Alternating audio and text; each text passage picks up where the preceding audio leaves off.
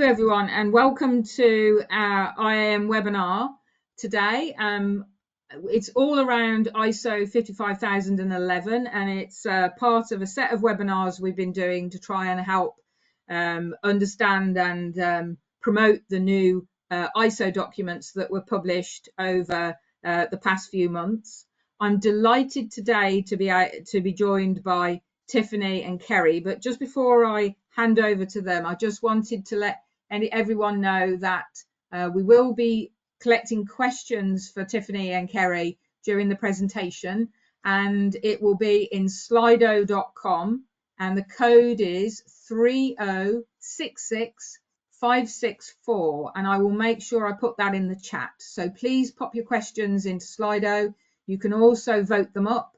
So that will give us an idea of the most popular questions that we can ask Tiffany and Kerry to have a look at the end of the presentation. So I'm delighted to hand over now to Tiffany and Kerry. Thank you so much for doing this webinar. I'll be on with you later when we're looking at questions. Thank you. Thank you so much, Ursula, and thank you so much to the Institute of Asset Management and the team there for inviting us to speak with you all here today. Good morning, good afternoon, good evening, depending on where you are. Again, my name is Tiffany Batak, and I'm joined here with Professor Kerry Brown. We are part of the convener team for the development of ISO 55011. Shall we go ahead and get started? Let me know if you can see my screen here. Okay. All right. So I'm not able to see anything else on my screen. So if anyone cannot hear or see me, please do shout. What we'd like to do today is provide you with an introduction to the International Organization for Standardization and TC 251, otherwise known as Technical Committee 251, focused on asset management, and the 55,000 series for those of you who might be new to that, and provide a little bit of context for 55,011 and the development of that. We'll get into more of the details of 55,011, what you can expect in terms of the content, some of the actions and considerations depending on the different backgrounds you might have and the benefits. We will have some time to get into an example case study application. We'll leave you with some resources and, of course, open it up for any questions you might have.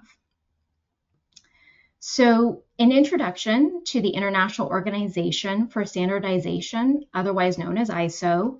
It is a worldwide network of national standardization bodies currently representing 172 countries and responsible for developing and publishing international standards, really bringing together experts from all over the world in a consensus to develop consensus-based voluntary standards.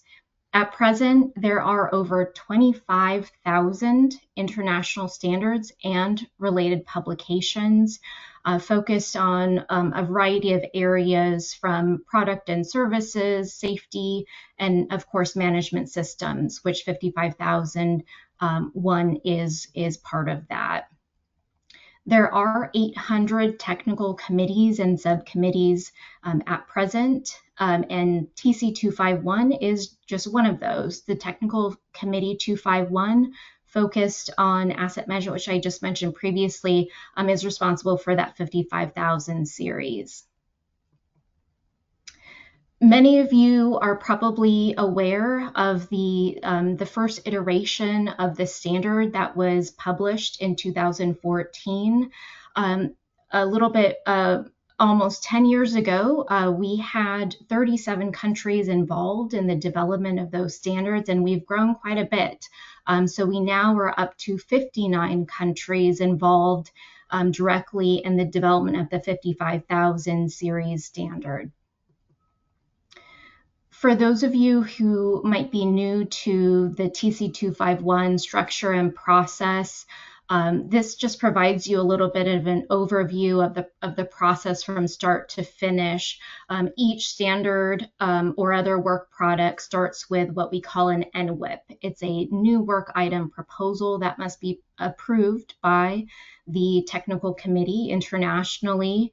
It goes through several stages, from working drafts to committee drafts to a draft international standard stage, to then the final draft international standard phase before publication. It's typically about a 3-year or so process from start to finish. And where we are prior to actually 2014 with regard to the 55,000 series of standards, there were 4 main standards that were developed between 2014 and 2019, as you see here. The overview, principles, and terminology, the introduction for the 55,000 series, and then we have 55,001, which is focused on the management system requirements, and this is the standard that you would certify against. 55,002, which is focused on guidelines for the application of ISO 55001, and then 55,010, which is a technical specification focus on the alignment of asset management, finance, and accounting. Now, today, this year, 2024, quite a bit has been updated. So those same standards that we just looked at have been updated since, and there are also 3 new standards in the series. I think this table here summarizes it quite well. So we have the first iteration of the 55,000, 55,001, and 55,002 international standards. The first iteration about 10 years ago, we go through a systematic review process in which we review and update according to relevancy and feedback over about every 10 years. And so the version 2 of 55,000 and 55,001 are out as of July this year. And along with 55,010, we do have the first iterations of 55,011, which we'll talk about in more detail today, 55,012 focused on people involvement and competence, and 55,013 focused on data for asset management. As Ursula had mentioned, as this is one of a series of webinars to provide more information on the international standards and the updates, I do want to just point out that there are other recordings that provide an overview of the full suite of standards and what's new this year compared to 2014, as well as some of the other new standards as well. The latest update is anticipated in 2026, and that one will be the update to 55,002, which is the guidance on implementation of 55,001. Okay, now the 55,000 series. Another way to look at it is that the 55,000 document provides the why, and the what you need to do and the requirements is 55,001. And the how you do that is through 55,002, 10, 12, and 13. These are all primarily focused internally within an organization. And 55,011 is the standard that focuses external to the organization and the relationships to advance asset management within a jurisdiction.